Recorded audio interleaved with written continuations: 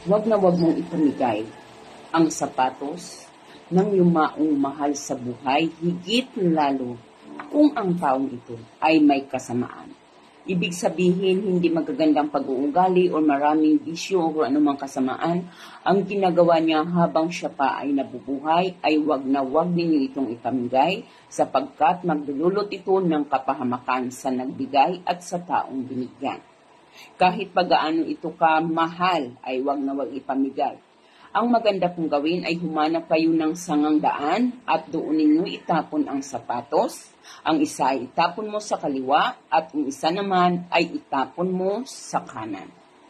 At upang naman makontrol natin ang ating mga karelasyon or para hindi tayo iwanan, makontrol natin siya at para hindi siya iwanan, hindi siya magiging sobrang gala, ang gagawin po ninyo ay kuhanin mo ang luma niyang sapatos, ang isa sa luma niyang sapatos na ginagamit niya, pero dahil luma na hindi na niya gaano ginagamit, ito po ay yung kuhanin at ibaon mo ito sa harap ng inyong pintuan na nakaharap sa iyo ang paanan o ang tapakan ng sapatos. Nakaharap sa iyo ang tapakan ng kanyang sapatos. Ito ay upang lagi siyang uuwi sa iyo at makikinig po sa inyo.